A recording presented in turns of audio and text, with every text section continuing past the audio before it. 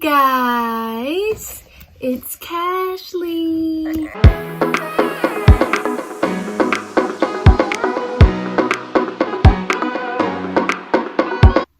And today I'm with my baby, Yomi, Yomi, Yomi.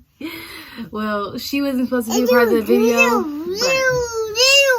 Okay, so the topic of discussion today is obviously breastfeeding. So I haven't made a breastfeeding video yet. This is my first one. So I'm going to kind of give you guys like a brief history.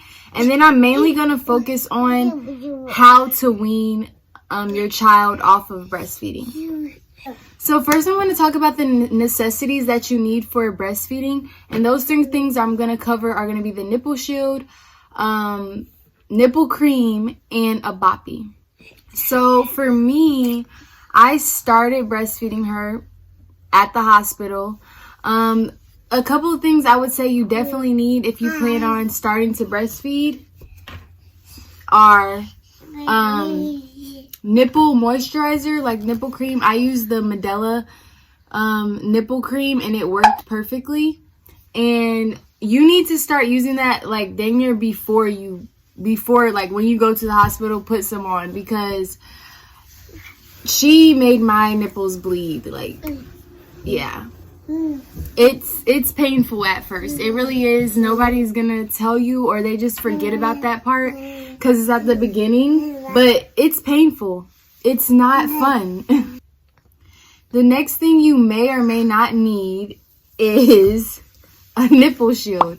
So for me, I needed it because she was latching, but the latch wasn't deep enough. So the doctor just decided to give me a nipple shield. They have them at the hospitals if you don't have one, or if you forget, or if you don't know if you need one. But those definitely came in handy.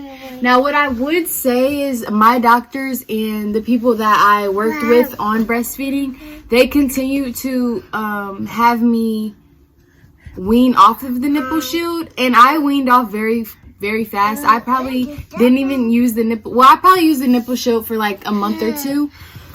But I weaned off of it fast, and it's beneficial to wean off of it fast because you don't have to worry about carrying that around with you wherever you go. It's just an extra piece of luggage. So if you wean your baby off of it, and the way I weaned my baby off of the nipple shield is just to continuously keep trying.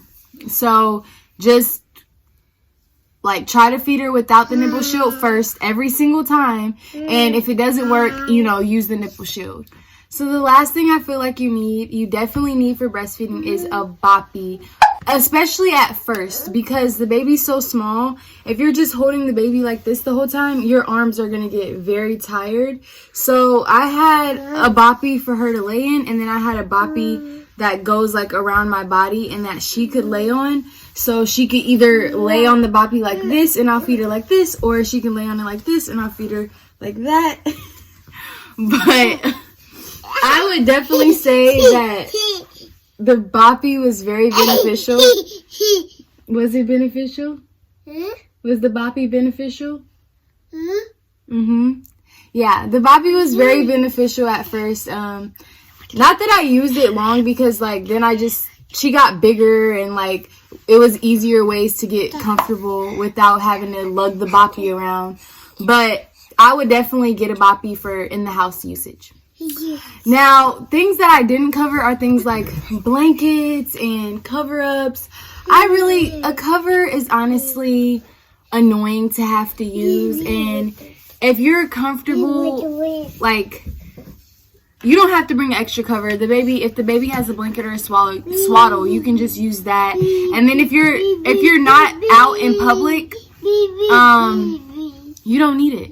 And even if you are in public, if you're comfortable, go for it. Don't let anybody tell you like you're being inappropriate or anything. Like they're being inappropriate. Like, you know what I'm saying? Okay, so I got comfortable with breastfeeding pretty fast. I would just like, it was so easy to just breastfeed her at night and not have to get up and, just lay there. They do want you to like wake up but I feel like, you know, you learn your boundaries, and I'm a very light sleeper, so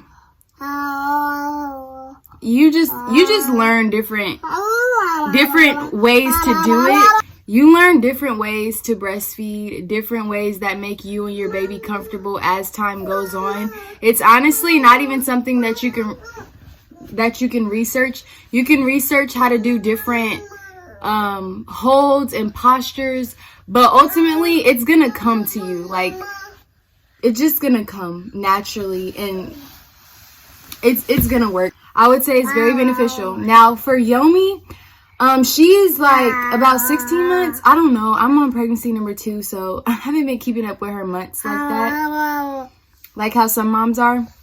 But I breastfed Yomi until she was about 1. And I breastfed her until she was 1. And then I didn't stop like cold turkey, but I definitely was like, no. Like, I would tell her no sometimes. And to this day, she still asks. And the easiest thing I can, like, honestly, she like, at night, it's really hard to, like, get her to not want to nurse. And she's, like, giving me hickeys, like, because that's just what's comfortable for her. And she won't take a pacifier or anything like that. So the easiest way I can tell you to get your child to stop breastfeeding is just to say no and to stick to it. Like, they're going to cry. They're going to be upset with you. They're going to be mad, but just stick to saying no, you know, just say no. And they'll get used to hearing you say no about that. And eventually, she should stop asking, right? Eat. So, like, obviously, like, now, before when it was eat, it would always be me. Now when I say eat, she thinks about other things like food, her bottle. So, let me get off the camera. So we kind of like are transforming those definitions for her. Huh? The next thing I can say about stop breastfeeding is I personally didn't do anything to stop my milk. When she was about like 10 months or so, I really stopped pumping milk. I didn't really pump anymore. So that helped me. And also, if you want to try to use formula to substitute, I would do that just in case like you're away from the baby. Because for me, I'm a stay-at-home mom, so I was always with her, so I didn't have to pump anyway. But I would give her formula sometimes, and especially at night, because they say that helps them sleep. And she didn't start sleeping through the night until really late. So I would say, if you wanna begin to like, basically, if you want to stop breastfeeding and you don't want your boobs to get engorged or anything, I would just say first stop pumping, and then just feed them less a day. Feed them once a day, then feed them like 3 times a day, then feed them twice a day, and then feed them only at night, and then wean that way. And that's how I weaned, and it worked. And my boobs, they did get full like a couple of times, but it went away, and it didn't really hurt. It didn't hurt like how I know when my boobs got engorged before. When I was first breastfeeding, it hurt, but when I was weaning that way, it didn't hurt. So, what else? Oh, yeah. Your boobs, they might be uneven. They might get uneven. That's okay. Mine definitely were, because I was just used to feeding her on one side. But, I just really didn't really care too much, They go back to normal either way after you're done breastfeeding. Like, they might be uneven while you're breastfeeding, but once you're done, they go back to normal. Well, pretty normal, So honestly, I wouldn't even worry about that.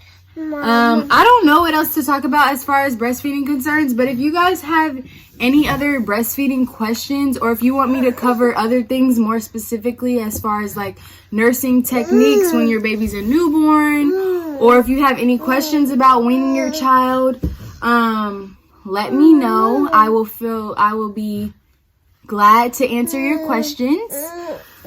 That's all, guys. So make sure you like this video, comment down below, share your breastfeeding stories. I love to hear other people's stories. And that's all. Say bye. Say subscribe to the channel. Bye. Bye. Bye.